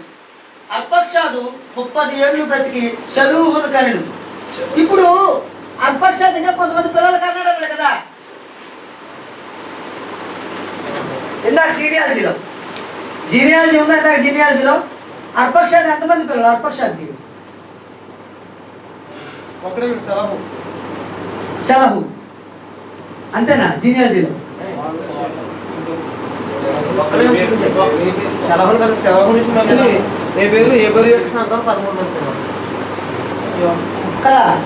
షలహు ఏబేరుని కన్నాడు. ఇలాగా అంటే ఇంపార్టెంట్ వారిని వేసుకుంటూ వస్తున్నాడు. మీరు ఎలాగైనా అనుకోవచ్చు, కుటుంబానికి పెద్దోడైనా అనుకోవచ్చు, లేదా షేము సంతానం నుంచి దేవుడు ఒక్కొక్కరిని సపరేట్ చేసుకుంటూ వస్తున్నాడని అనుకోవచ్చు. మీరు ఎలాగైనా అనుకోవచ్చు. వీరందరూ ఎవరు అంటే ఏర్పాటు చేయబడినటువంటి వారు అన్నది మాత్రం వాస్తవం. ప్రత్యేకపరచబడుతున్నటువంటి వారు అని అర్థం. తర్వాత ఏబేరుని కన్నాడు. ఏబేరు తర్వాత ఎవరు కన్నాడండి? పెలేగుని కన్నాడు. ఏబేరు ఎవరు కన్నాడు? పెలేగుని. పెలేగు ఎవరు కన్నాడు? రయ్యూని కన్నాడు. రయ్యూని ఎవరు కన్నాడు? రయ్యూ ఎవరు కన్నాడు? సెరూగుని కన్నాడు. సెరూగు ఎవరిని కన్నాడంటే నాహోరుని కన్నాడు. నాహోరు ఎవరిని కన్నాడంటే తెరహుని కన్నాడు. అంటే తెరహు తండ్రి ఎవరు? నాహోరు. ఇక్కడికి వచ్చేసరికి జీనియాలజీ ఆగుతుంది. ఈ తెరహు నుంచి ఇంపార్టెంట్. బైబిల్ చరిత్రకి తెరహు నుంచి ఇంపార్టెంట్. తెరహు ఎవరు? నాహోరు కుమారుడు, షేము సంతానం. ఇప్పుడు షేముకు తెలుసా దేవుడికి బలి ఎలాగ ఇవ్వాలో ఏం చేయాలో తెలుసా? షేముకు తెలుసంటారా? తెలీదా? చిట్టుబాబు గారు ఇప్పుడు చెప్పండి. షేముకు తెలుసంటారా? నోవాహు బలిచ్చినప్పుడు షేము హాము యాపేత్ ఉన్నారంటారా? అంటే ఇప్పుడు షేముకు తెలుసు. షేము నుంచి ఎవరికి రావాలా? అక్కడి నుంచి ఇక్కడికి రావాలా, ఎక్కడి నుంచి ఇక్కడ రావాలా, ఎక్కడి నుంచి ఇక్కడ రావాలా, ఎక్కడి నుంచి ఇక్కడ రావాలా, ఎక్కడి నుంచి ఇక్కడ రావాలా, ఎక్కడి నుంచి ఇక్కడ రావాలా, ఎక్కడి నుంచి ఇక్కడ. కానీ ఇక్కడికి వచ్చేసరికి ఏమైపోయింది?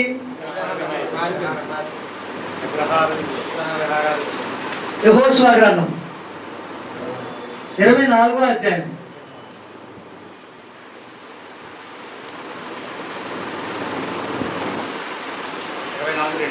2వ వచనం చదవండి. యెహోషువ జనులందరితో ఇట్లనెను, ఇశ్రాయేలీయుల దేవుడైన యెహోవా చెప్పున్నది ఏమనగా, ఆది కాలము నుండి మీ పితరులు అనగా అబ్రహామునకును నాహోరునకును తండ్రి అయిన తెరువు కుటుంబీకులు నది యూఫ్రటీస్ అద్దరిని నివసించి ఇతర దేవతలను అంటే ఇప్పుడు చూద్దాం. తెరహు సంతానం ఎక్కడ నివసించింది? అదండి, యూఫ్రటీస్ నది దగ్గరలో అక్కడ నివసించి అక్కడ ఉన్నటువంటి ప్రజలు ఆరాధించే దేవతలను ఆరాధించే కుటుంబము తెరహు కుటుంబం.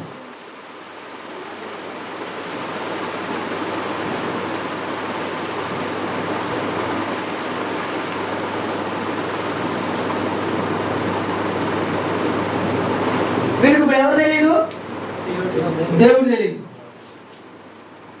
కొద్దిసేపు ఇప్పుడు మనం దేవుడు గురించి తెలుసుకుంటాం. కొన్ని మనకు తెలుసా పూర్తిగా దేవుడు? కొన్ని సంగతులు అధ్యయనం చేద్దాం కదా. అసలు దేవుడు అనే మాటకు అర్థం ఏంటి?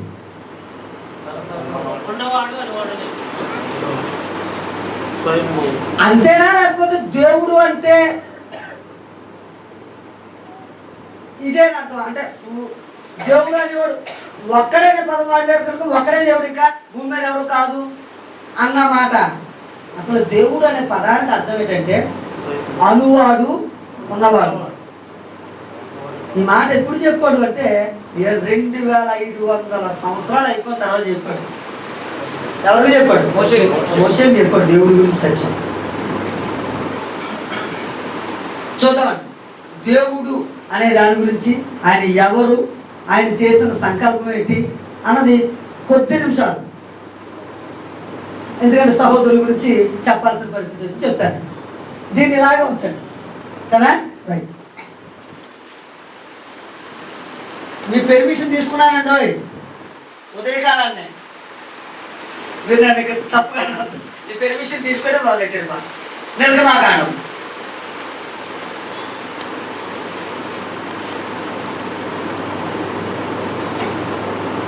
3వ అధ్యాయం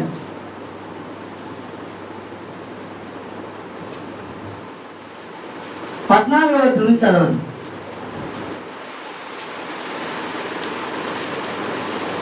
అందుకు దేవుడును నేను ఉన్నవాడును అనువాడునై ఉన్నానని మోషేతో చెప్పాడు. దీని ఎక్స్ప్రెషన్ ఏంటంటే ఉన్నవాడు అనువాడు. ఉన్నవాడు అంటే అర్థం ఏంటంటే స్వయం దేవుడు అని అర్థం.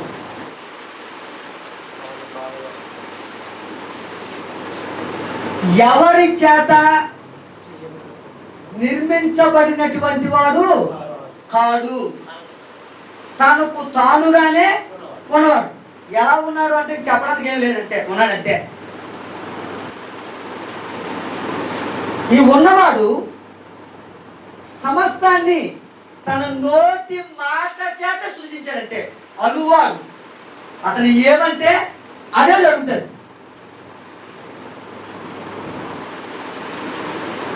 వెలుగు కలుగునుగా కంటే వెలుగు కలుగుతుంది, ఆరిన నేల కలుగునుగా కంటే కలుగుతుంది, అందులోంచి మొక్కలు జంతువులు ఉద్భవించునుగా కంటే ఉద్భవిస్తారు. ఆయన నోటిలోంచి ఏ మాట వస్తే ఆ మాట జరుగుతుంది అంతే. అలాగ చేసేవాడిని ఏమన్నారు? దేవుడు అన్నాడు.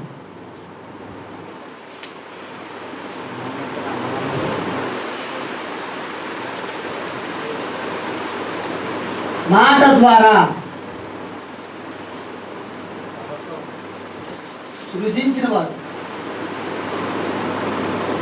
తనకు తానుగా స్వయంభవుడుగా ఉన్నవాడు, తన నోటి మాట ద్వారా సమస్తాన్ని సృజించినటువంటి వాడిని ఏమంటాం? అంతే.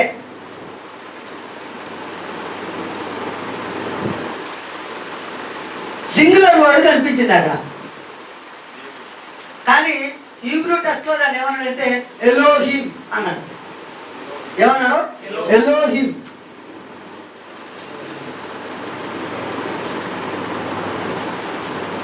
ఎలోహిం అంటే బహువచనం.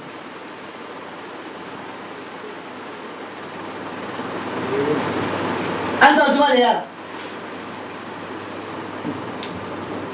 కానీ అలా చేయలేదు. ఒకరినే ఆపాదిస్తున్నట్టు, ముగ్గురు ఒకేలాంటి గుణ లక్షణాలు కనుక గౌరవం దక్కేటట్టు దేవుడు తర్జుమా చేశాడు. కనుక దేవుడు అంటే అర్థం ఏంటంటే స్వయంభవుడు, తన నోటి మాట ద్వారా సమస్తాన్ని సృజించినటువంటి వాడు అని అర్థం. మరి ఈయన దేవుడే. ఏమని పిలుస్తాం ఇతన్నే? దేవుడా దేవుడా దేవుడా అని పిలుస్తామా? ఏమని పిలవాలా అని డౌట్ వచ్చింది. అతను ఏ పోలిక కలిగి ఉంటాడు? ఫస్ట్. రెండోది, దేవుడు ఏ పోలిక కలిగి ఉంటాడు?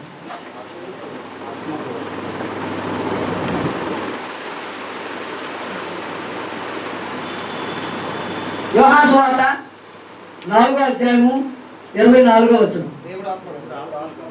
అంటే దేవుడు ఏ పోలిక?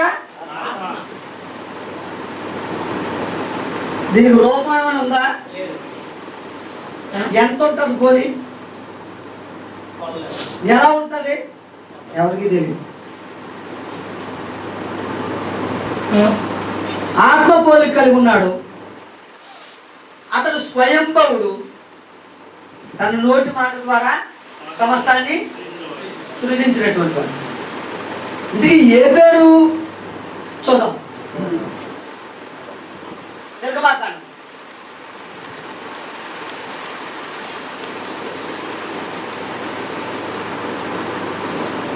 15వ వచనం, 3:15.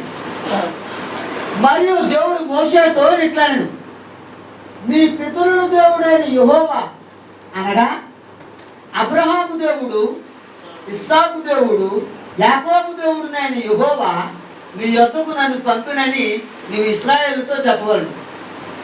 నిరంతరము నా నామం ఇదే, తరతరములకు ఇది నా జ్ఞాపకార్థ నామము. ఏ నామం అది?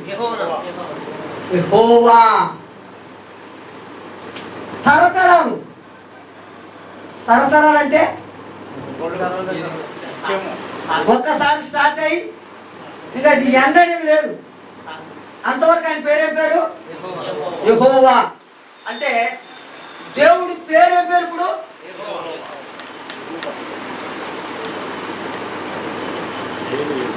అసలు యేసుక్రీస్తు పేరు కూడా అదే వస్తుందండి.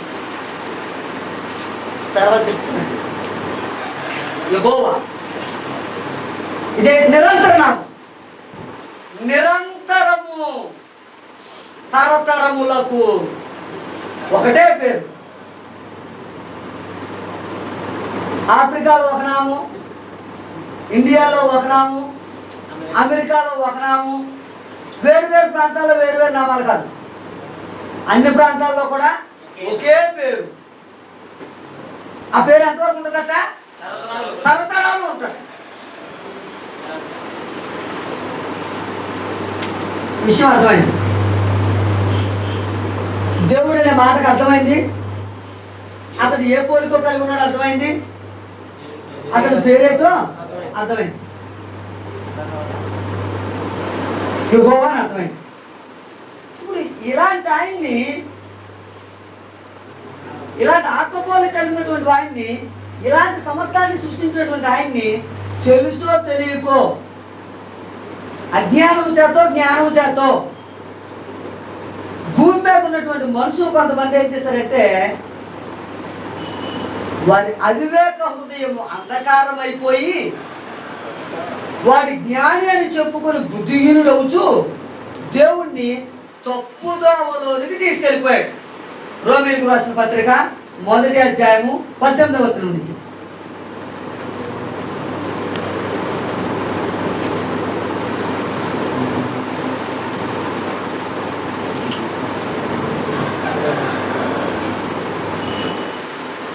దుర్నీతి చేత సత్యమును అడ్డగించు మనుషుల యొక్క సమస్త భక్తిహీనత మీదను దుర్నీతి మీదను దేవుని కోపం పరలోకము నుండి బయలుపరచబడుతున్నది. ఎందుకనగా దేవునిని గూర్చి తెలియసఖ్యమైనదేదో అది వారి మధ్య విసిదమై ఉన్నది, దేవుడు అది వారికి విసిదపరిచాడు. దేవుణ్ణి గూర్చి దేవుడు తనంతట తానుగానే మనుషులకు చాలా సంగతులు చెప్పాడు. దాన్ని ఏమన్నాడంటే నేచురల్ లా అన్నాడు. నేచురల్ లా ఒకసారి అర్థం చేసుకుంటే మనిషికి దేవుడు అర్థమవుతాడు. మనుషులు ఏం చేశారంటే ఆ లాని అర్థం అవ్వకుండా ఒక గోడ కట్టుకొచ్చేసాడు. ఆకాశాన్ని సృష్టించింది ఎవర్రా? భూమిని సృష్టించింది ఎవర్రా? ఆకాశాన్ని భూమిని సృష్టించినటువంటి దేవుడికి మనం దేవుణ్ణి ఎలా తయారు చేస్తాంరా? ఆయన పూలుగా ఇస్తున్నాడు. కోతులాగో కుక్కలాగో మనిషిలాగో బల్లిలాగో పిల్లిలాగో ఎలా తయారు చేస్తాంరా అని బుద్ధిహీనత మానేసి ఈ దుర్నీతి వాస్తవాన్ని అడ్డగించేసింది. ఒకనొక రోజు వారు తప్పనిసరిగా తీర్పులోనికి నిలబడతారు.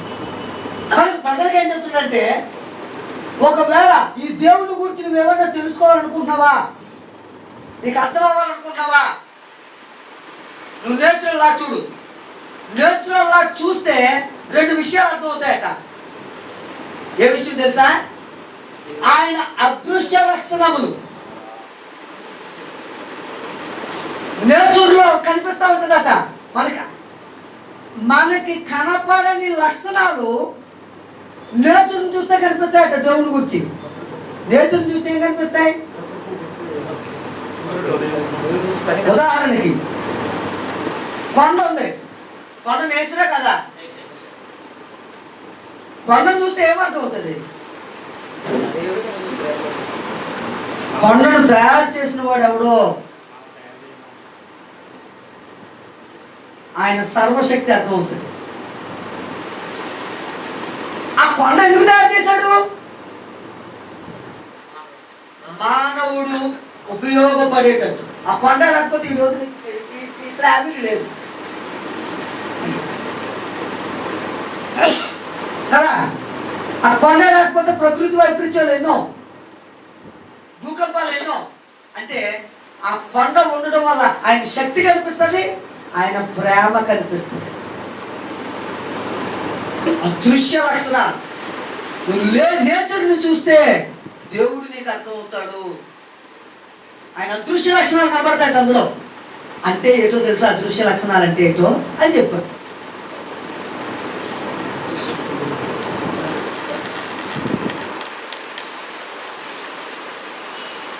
అదృశ్య లక్షణాలు అంటే ఏంటండి? కనబడనివి. ఆయన శక్తి కనబడుతుందా? ఆయన ప్రేమ కనబడుతుందా? అనుభవిస్తే కనబడుతుంది. అనుభవించాలి అంతే, అనుభవించకుండా కనబడదు కదా. అదృశ్య లక్షణాలు ఏంటంటేనట నిత్య శక్తి,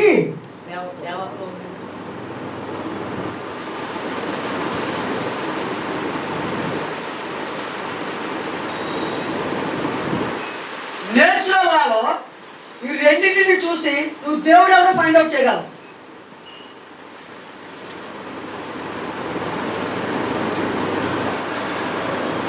కింద చదువుకుంటామండి. ఆయన అదృశ్య లక్షణములు అనగా ఆయన నిత్యశక్తియు దేవత్వమును జగత్ ఉత్పత్తి మొదలుకొని సృష్టింపబడిన వస్తువులను ఆలోచించుట వలన తేటపడబడుచున్నవి కనుక ఏమైపోయారు? నిరుత్తరుడు. వాళ్ళు ఏం చేయలేరు. నువ్వు అర్థం చేసుకున్నావు. నువ్వు నేర్చుకుని చూసి అర్థం చేసుకుంటే నువ్వు నేచర్ని చూసి అర్థం చేసుకోలేకపోతే వాడు ఏమన్నా చెప్తే నువ్వు ఏదైనా అంటావు. సముద్రం పొంగి రాకుండా దేవుడు ఏం చేశాడు? అంతే, అది దాటి వస్తే మా పని అయిపోతుంది. సముద్రం ఎవరి మాటకు లోబడింది? సముద్రాన్ని చూస్తుంటే ఎవరు అర్థమవుతారు? ఆయన ఆయన దేవాత్మ అర్థమవుతుందట, ఆయన శక్తి అర్థమవుతుంది. దీన్ని అర్థం కాకుండా వీళ్ళు తప్పు చేశారు. వీళ్ళు ఎలా చేశారంటేనట, జగత్ ఉత్పత్తి మొదలుకున్న వస్తువుల్ని, నువ్వే వస్తువులు చూసినా, ఏ దేన్ని చూసినా నీకు దేవుడు అర్థమైపోతాడు. ఉదాహరణకి అంతవరకు ఎందుకు, సృజించబడినటువంటి మానవుని చూసుకున్నా దేవుడు అర్థమవుతాడు. అర్థమవుతారా? ఎలా అర్థమవుతాడు చెప్పండి? అర్థమవుతాడు అన్నారు కదా, ఎలా అర్థమవుతాడు? ఇప్పుడు ఎవరి శక్తి అది? దేవుడి శక్తి. అంతే. ఆ విషయాన్నే కీర్తనాకారుడు అద్భుతంగా చెప్పాడు. నీవు నన్ను కలుగు చేస్తున్న విధమును చూడగా భయమును, నువ్వంత గొప్పవాడివి, నిన్ను స్తుతించకుండా నేను ఉండలేనయ్యా అన్నాడు కీర్తనాకారుడు. కనుక నిన్ను నువ్వు పరిశీలన చేసుకుంటేనే దేవుడు నీకు అర్థమైపోతాడు. అలాంటి దేవుణ్ణి ఎలా తయారు చేస్తారంటే, మరియు వారు దేవుని ఎరుగయు ఆయనను దేవునిగా మహిమపరచలేదు. ఫస్ట్ ఆఫ్ ఆల్ గుర్తుపెట్టుకోండి, ఏం చేయలేదట? మహిమపరచలేదు. దేవుడు ఇంత చేసావయ్యా, నువ్వు గొప్పోడివి, నువ్వే దేవుడు అని అనలేకపోతాడు మానవుడు. కారణం ఆడు దుష్టుడు, దాంతోపాటు స్వలాభం, వాడు బతకడం కోసం, వాడు పోషించబడటం కోసం కృతజ్ఞతాస్తుతులు చెల్లింపులు లేదు. కానీ ఏమయ్యారట? వాదములు యందు ఎద్దులవుట. ఆయన మహిమపరచకపోతే పోయారు, కృతజ్ఞత చెల్లించకపోయారు. కానీ వాదాలు ఎక్కువైపోయాయి. విషయాన్ని వద్దాం. ఆ వాటిని ఏమన్నాడో తెలుసా? వారి అవివేక హృదయము అంధకారమై తాము జ్ఞానులు అని చెప్పుకొనుచు, ఇప్పుడు వారి జ్ఞానం ఏమైపోయింది దేవుడి దృష్టిలో? బుద్ధిహీనత. వారు తాము జ్ఞానులు చెప్పుకుంటే ఏమైపోయారు? బుద్ధిహీనులు అయిపోయారు. వారు అక్షయుడకు దేవుని మహిమను క్షయమగు మనుషుల యొక్కయు, పక్షుల యొక్కయు, చతుష్పాద జంతువుల యొక్కయు, పురుగుల యొక్కయు ప్రతిమా స్వరూపముగా మార్చిరి. ఇక్కడ తెరవు చేసిన పని అదే. దేవుడు ఏ పోలికలో ఉన్నాడు? ఇప్పుడు ఆయన అన్నాడు, సరే వీళ్ళు పరిచయం అయిపోతే తెలిసిపోయింది. ఇప్పుడు నన్ను తెలుసుకోవాలి అంటే నువ్వు సృష్టిని చూస్తే వీళ్ళ నేనా అంటే కొలమానం ఉంది. ఇక్కడ కొలమానం పెట్టాడు దేవుడు. ఏటా కొలమానం చెప్పండి? ఖచ్చితంగా చూసి చెప్పు, ఆలోచించి చెప్పు. దానిగా చూడు, ఏదో కనిపిస్తుంది అందులో. దేన్ని చూస్తే దేవుడు అర్థమవుతాడు. ఇప్పుడు చెప్పండి, మీరు చెప్పండి. సృష్టిని చూస్తే చెప్పండి. కలిగించారు మనుషులు మీరు చెప్పండి. ఇది కదా, ఇది చూస్తేనే కదా అర్థమవుతుంది. ఆయన అదృశ్య లక్షణాలు, నిత్యశక్తి, దేవత్వాన్ని చూస్తే ఈయన అర్థమైపోతాడట. ఈయన ఇప్పుడు కంపేర్ చేద్దాం. నిత్యశక్తి అంటే ఏంటి? దేవత్వం అంటే ఏంటి? చెప్పండి. నిత్యశక్తి అంటే ఏంటి? ఎల్లప్పుడూ ఉండే శక్తి ఏదో నిత్యుడు. ఒకటి నిత్యుడు. Very good. నిత్యుడు. ఇప్పుడు చెప్పాడండి ఎల్లప్పుడూ ఉండే శక్తి అంటే ఇప్పుడు ఉండి రేపు పోద్దా, పోదాం. తర్వాత ఏమైనా వస్తుందా? అతను స్వయం కనుక స్టార్ట్ అయింది, తరతరాలు ఉండిపోద్ది ఆ శక్తి. ఎల్లప్పుడూ ఉండే శక్తి ఏంటి ఆ శక్తి? మొట్టమొదట ఆయన చెప్తాడా అబ్రహాంతో, నేను ఎలాంటి సర్వశక్తి మంతుడను.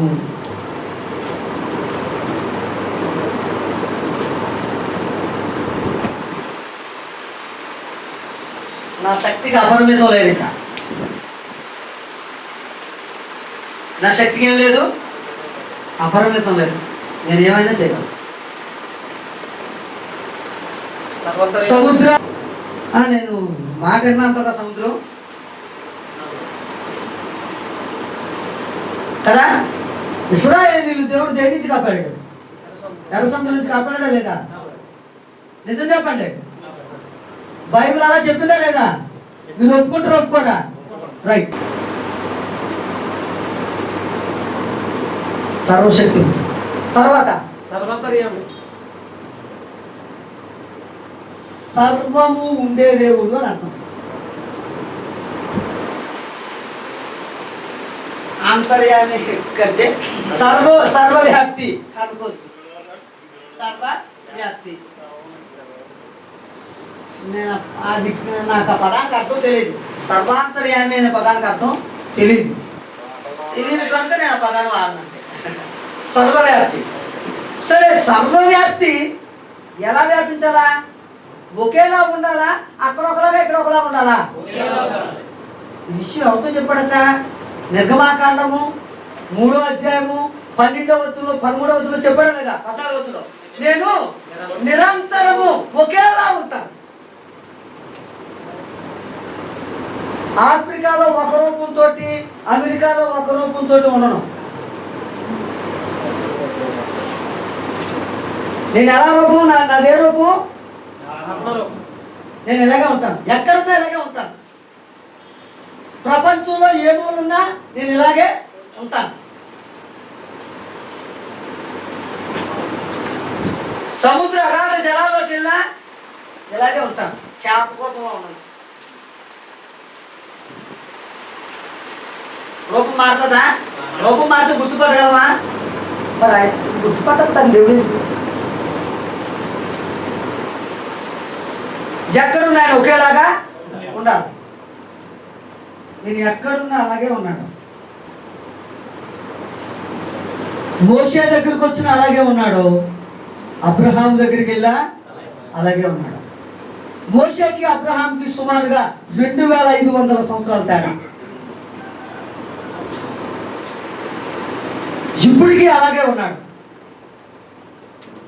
అక్కడికి ఇక్కడికి సుమారుగా 7000 సంవత్సరాలు తేడా. అలాగే ఉన్నాడు. సర్వము ఉండేవాడు ఎవరు?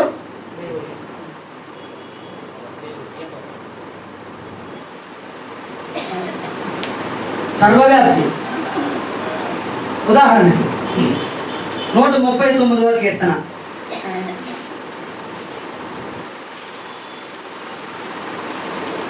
మొదటి నుంచి చూద్దాం.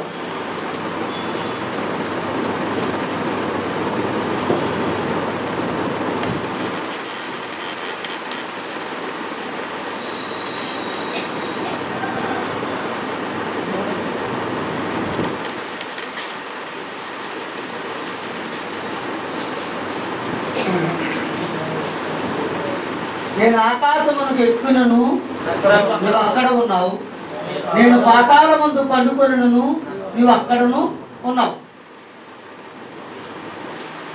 ఆకాశంలోకి ఎక్కితే అక్కడ ఉన్నాడట, పాతాళానికి వస్తే అక్కడ ఉన్నాడట. ఎలా ఉన్నాడు చూద్దాం.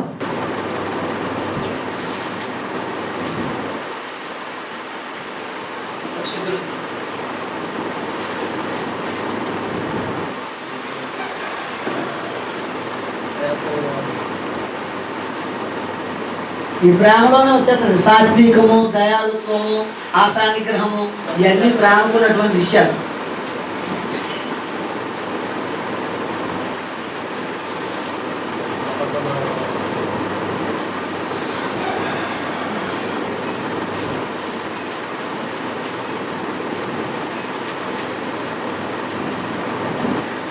తెలియదంటే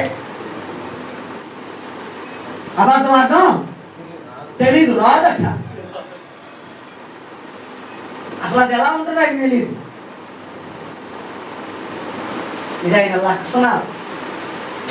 ప్రేమ అంటే అందరినీ ప్రేమించాలి.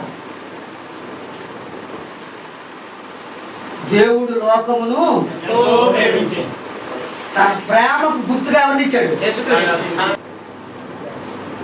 అది ఆయన ప్రేమ. నీ విషయాలు చూస్తే అంత ద్వేషం, అసూయ, కపటం కేంద్రాలతో నిండిపోయి ఉంటుంది మీ హృదయాలు. ఇక్కడ పాత్రలు ఇందులో ఎవరు ప్రేమ కలిగినటువంటి వారని చెప్పాలని చెప్పండి. చూపించలేమండి. అసలు విషయానికి వస్తే ఇంకా దొరికిపోతారండి. ఇది నో రిపీట్ అయ్యారండి వీళ్ళ జీవితాల్లో.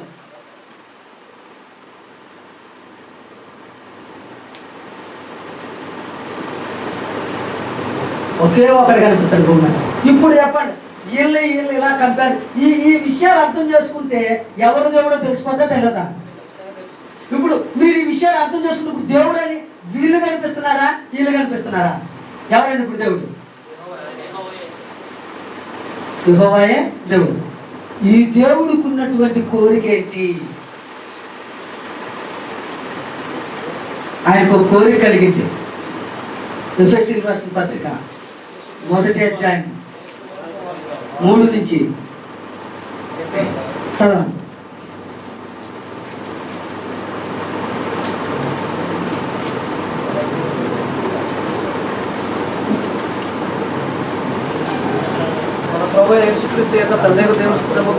నాగేంద్రనా మీరే చదవాలి.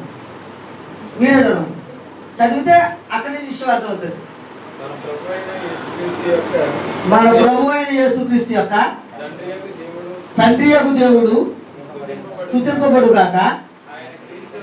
ఆయన క్రీస్తునందు పరలోక విషయములలో ఆత్మ సంబంధమైన ప్రతి ఆశీర్వాదం మనకు అనుగ్రహించును. ఎట్లనగా తన ప్రియుని యందు తాను ఉచితముగా మనకు అనుగ్రహించిన తన కృపా మహిమకు కీర్తి కలిగినట్లు తన చిత్త ప్రకారమైన దయా సంకల్పము చొప్పున యేసుక్రీస్తు ద్వారా తనకు కుమారులుగా స్వీకరించుటకై. అదే ఈయనకి ఒక కోరిక ఉంది. ఆ కోరిక ఏంటంటే యేసుక్రీస్తు లాంటి అనేక మంది కుమారులు కావాలి. ఒకరు కాదు, ఇద్దరు కాదు. ఎంతమంది కుమారులు కావాలా? అనేక మంది కుమారులు. ఇప్పుడు నేను చెప్తాను, చనిపోవచ్చు కదా. మరి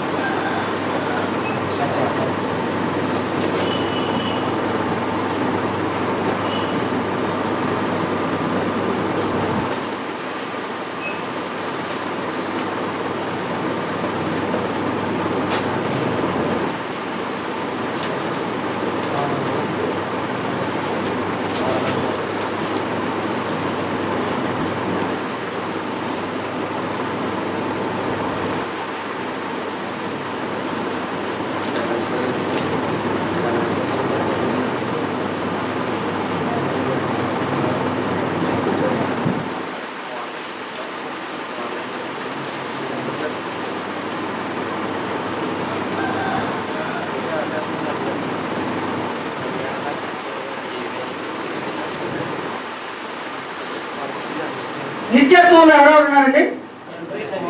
తండ్రి, కుమారుడు, పరిశుద్ధాత్ముడు, అనేక మంది. ఇప్పుడు ఈయనకి ఏం కోరుకుంది? ఈ క్రీస్తు లాంటి కుమారులు తయారు చేసే పనిని ఇప్పుడు చూపిస్తాడు. ఇదే బైబిల్ చరిత్ర.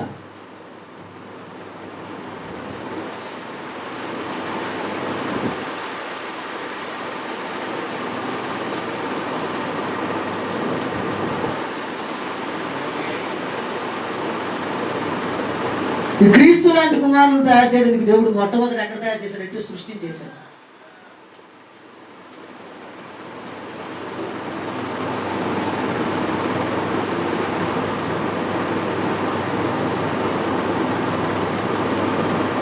అందరి సమస్తం అక్కడ ఎవరు చేశాడంటే ఈ భూమి మీద నరుని సృష్టించాడు. ఈ నరుడు ఎలా తయారవ్వాలా? యేసుక్రీస్తులా తయారవ్వాలా. అంటే ఇప్పుడు భూమి మీదకి ఎవరు రావాలా? యేసుక్రీస్తు రావాలి. ఆ యేసుక్రీస్తును పంపించడానికే దేవుడి ఏర్పాటు. బైబిల్ చరిత్ర మొత్తం ఆ యేసుక్రీస్తు భూమి మీదకి వచ్చి ఈ నరుని ఎలా తయారు చేయాలంటే ఇలా తయారు చేయాలి. ఈ యేసుక్రీస్తును భూమి మీదకి రావడానికి దేవుడు మొట్టమొదట ఒక ప్రణాళిక వేశాడు. నరుని తయారు చేశాడు. ఇతను పాపం చేశాడు. పాపం చేయడం వల్ల ఏమొచ్చింది? భూమి మీదకి అయిపోయింది. మరలా రీజనరేట్ అయ్యారు. మరలా నరులు వచ్చారు. అదే ఇప్పుడు చరిత్ర చెప్తున్నాం. అంటే ఇక్కడ తోటి మనం ఏమనుకోవచ్చు అంటే వాడ రీజనరేషన్ అనేసుకోండి.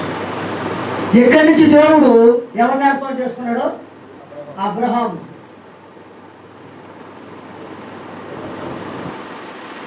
అబ్రహాం నుంచి ఒక తెగని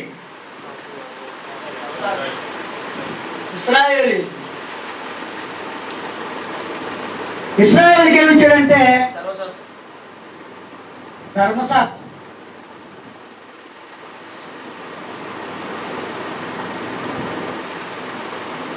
ఈ ఇశ్రాయేలుకి ఎవరిని ఏర్పాటు చేశాడంటే న్యాయాధిపతులు. ఈ న్యాయాధిపతులకి తర్వాత ఎవరిని ఏర్పాటు చేశాడంటే రాజులు. ఈ రాజుల కాలంలోనే ప్రవక్తలు.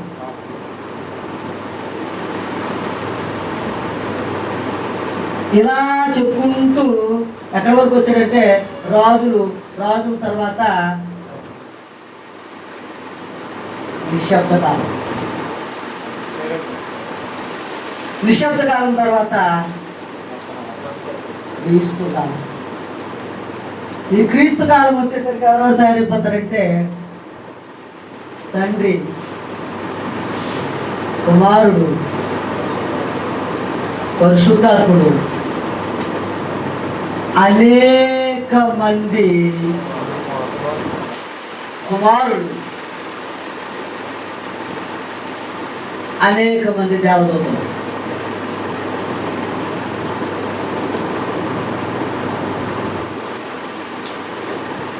ప్లాన్ పూర్తి అయిపోయిందా లేదా? ఈ ప్లాన్ జరగడం కోసం ఇవన్నీ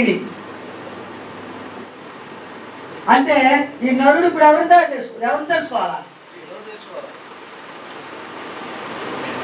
ఆ క్రీస్తుని చెప్పడమే ఈ బైబిల్ పని. మానవుడు అంటే